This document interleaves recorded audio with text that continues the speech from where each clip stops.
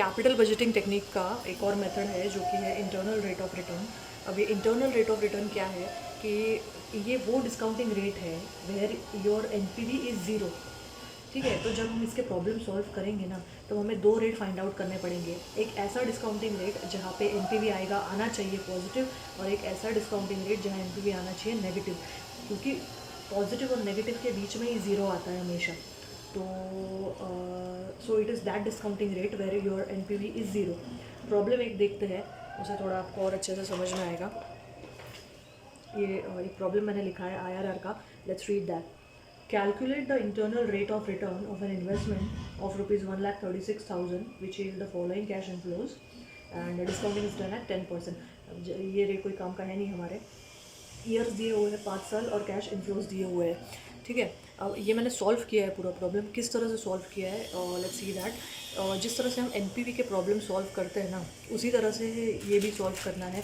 जो 5 कॉलम्स उसमें लगते हैं वही 5 कॉलम्स इसमें भी लगेंगे। Year, particulars, cash flow, discounted factor and discounted cash flow. तो यहाँ पे मैंने ईयर में 0th ईयर लिखा है जहाँ पे हमारी इन्वेस्टमेंट हुई है 1,36,000 की। तो 0th ईयर में पर्टिकुलर्स में हम लिखेंगे इन्वेस्टमेंट, और यहाँ आएगा हमारा जो भी अमाउंट है इन्वेस्टमेंट का, दैट इज़ 1,36,000। और आज इन्वेस्ट किए हैं पैसे, तो आज का तो डिस्काउंटेड फैक्टर 1 ही आएगा। And DCF that is discounted cash flow will be 1,36,000। अब ये 5 साल लिख लेने हैं आपको, 1 2 3 4 5। पर्टिकुलर्स में ACF लिखना है। ACF means annual cash flows. ठीक है, ACF means annual cash flows. And ये जो सारे कैश इनफ्लोज है वो मैंने लिखे हैं यहाँ पे 30,000, 40,000, 60,000, 30,000 एंड 20,000। अब डिस्काउंटेड फैक्टर किस तरह से निकाला है, मेरा एक प्रीवियस वीडियो है एनपीवी का, वो भी आप देख सकते हैं। उसमें और अच्छे से मैंने बताया है डिस्काउंटेड फैक्टर किस तरह से निकालना है। बट ठीक है, यहाँ पे I show you again. 1 divided by 1 plus I. I means ये जो आपका डिस्काउंटेड फैक्टर दिया है ना वो होता है। तो 10% दिया है तो यहाँ आई की जगह पे 0.1 आएगा। तो ये जो फॉर्मूला है इससे हमारा डिस्काउंटेड फैक्टर निकलता है। तो आई में 0.1 आएगा क्योंकि 10%, अगर सपोज 11% लिया है तो यहाँ आई की जगह 0.11 आएगा। बट क्योंकि अभी यहाँ पे 10% दिया है so we will take I 0.1। तो 0.1 प्लस 1 1.1 होता है, एंड 1 डिवाइडेड बाय 1.1 करेंगे। 1 डिवाइडेड बाय 1.1, 0.9090। ये देखिए फर्स्ट ईयर का आया है डिस्काउंटेड फैक्टर 0.9090।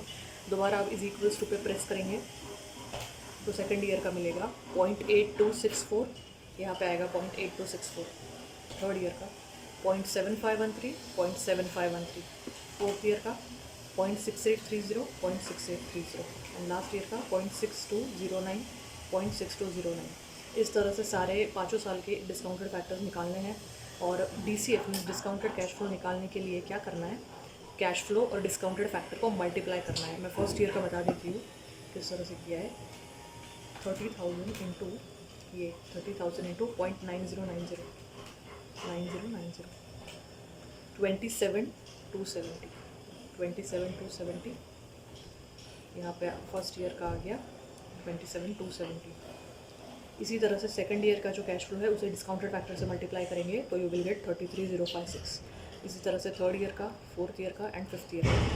अब एनपीवी निकालना है। तो एनपीवी किस तरह से निकालना है, NPV is present value of cash inflows minus present value of cash outflow. ठीक है, तो इन सारे फिगर्स को ऐड कर देंगे। 27,270 प्लस 33,056 प्लस 45,078 प्लस 20,490 एंड 12,418। ये सारे फिगर्स को ऐड करेंगे तो हमें मिलेगा 1,38,312। इसमें से ये सारे present value of cash inflows है। अब इसमें से 1,36,000 जो कि आउटफ्लो की अमाउंट है वो माइनस करेंगे तो बचेगा 2312। ये है हमारा एनपीवी 2312। ठीक है, तो अगर 10% हम डिस्काउंटेड फैक्टर लेते हैं तो हमारा एनपीवी आएगा 2312, जो कि ये एक पॉजिटिव में अमाउंट आई है। अब एक डिस्काउंटिंग रेट ऐसा लेना है जिसमें हमारा एनपीवी नेगेटिव में आना चाहिए। तो मैंने यहाँ पे एक 11% लिया है, देखते हैं इसमें एनपीवी क्या आता है। तो सेम तरीके से जैसे फर्स्ट ईयर का डिस्काउंटेड फैक्टर हमने यहाँ पे 1 लिया है, यहाँ पे भी 1 ही आएगा और DCF में 1,36,000 आएगा। और फिर क्योंकि यहाँ पे 11% लिया है तो ये आय की जगह 0.1 नहीं आएगा, 0.11 आएगा। तो 0.11 प्लस 1 1.11 होता है।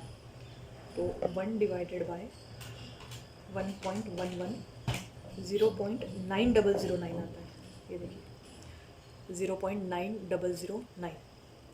दोबारा इज इक्वल्स टू पे आप प्रेस करेंगे तो सेकंड ईयर का मिलेगा 0.8116 0.8116। वापस प्रेस करेंगे 0.7311 0.7311। फोर्थ ईयर का 0.6587 0.6587 एंड लास्ट 0.5934 0.5934। इस तरह से 5 सालों के डिस्काउंटेड फैक्टर्स मिल गए। अब ये जो सारे कैश इनफ्लोज थे हमारे, कैश फ्लोज ये जो थे सेम लेने हैं। 30,000 को पॉइंट, सिर्फ डिस्काउंटेड फैक्टर यहाँ पे ये था और यहाँ पे ये, तो सिर्फ डिस्काउंटेड फैक्टर बदल जाएगा, कैश फ्लोज तो सेम ही रहेंगे। तो फर्स्ट ईयर का मैं बता देती हूँ 30,000 इंटू फर्स्ट ईयर का जो डिस्काउंटेड फैक्टर है ये 0.9009 वही लेना है। 9009 27,027, ये देखिए 27,027। इसी तरह से सेकंड ईयर का कैश फ्लो लेंगे, ये 40,000 और सेकंड ईयर का डिस्काउंटेड फैक्टर लेंगे, सो यू विल गेट 32,464। इसी तरह से थर्ड ईयर का, फोर्थ ईयर का एंड फिफ्थ ईयर का। अब ये जो सारे कैश इनफ्लोज है इन्हें वापस हम ऐड कर देंगे, देखते हैं क्या आता है। 27,027 प्लस 32,464 प्लस 43,866 प्लस 19,761 एंड 11,868, 1,34,986 ये आया है आपका present value of cash inflows. ठीक है, अब इसमें से आउटफ्लो जो 1,36,000 थे ये माइनस कर देंगे तो हमें मिलेगा -1,014। अब ये फिगर माइनस में क्यों आई है? क्योंकि इनफ्लोज कम है और आउटफ्लो की अमाउंट ज़्यादा है, सो हमारा NPV आ गया है -1,014। अब दो डिस्काउंटिंग रेट हमें मिले हैं। एक ऐसा डिस्काउंटिंग रेट मिला है जहाँ पे हमारा NPV है पॉजिटिव, एक ऐसा डिस्काउंटिंग रेट मिला है जहाँ पे हमारा NPV है नेगेटिव। अब कहीं ना कहीं 10% में NPV आ रहा है पॉजिटिव, 11% में आ रहा है नेगेटिव, तो कहीं ना कहीं 10 और 11 के बीच में ही एक ऐसा रेट है जहाँ पे अवर NPV will be 0। But exactly क्या है, 10 तो है ही, 10 तो है ही, बट और बढ़ाएंगे अपने डिस्काउंटिंग रेट और आगे जाएंगे तो ये पॉजिटिव से होके 0 पे जाएगा। ठीक है, 11 तो नहीं आएगा क्योंकि 11 में तो नेगेटिव हो गया है, तो 11 से थोड़ा पीछे और 10 से थोड़ा आगे जाएंगे तब जाके वो एग्जैक्टली रेट मिलेगा। तो वो किस तरह से फाइंड आउट करना है, ये देखिए मैंने यहाँ पे ये ड्रॉ किया है। यहाँ पे 10% लिखा है, यहाँ पे 11% लिखा है। 10% में NPV आया था 2312, 11% में मेरा NPV आया था -1,014 और इन दोनों के बीच में 0 चाहिए हमें। ठीक है, तो किस तरह से सॉल्व किया है, इन दोनों का जो डिफरेंस है ना, हमें जाना कहाँ तक है, यहाँ तक। ठीक है, तो 2312 -0 तो 2312 ही होता है, तो मैंने 2312 यहाँ पे लिख लिया। उसके बाद एज अ होल, इसका जो एज अ होल डिफरेंस है पूरा यहाँ से यहाँ तक, वो कितना है 2312 -1,014 हमें करना है। बट क्योंकि 1,014 ऑलरेडी माइनस में है तो वो माइनस माइनस प्लस हो जाएगा। ठीक है, तो 2312 प्लस 1,014 लेंगे, 2312 प्लस 1,014, सॉरी 2312 प्लस 1,014, 3326, 2312 प्लस 1,014 करेंगे तो 3326 आएगा।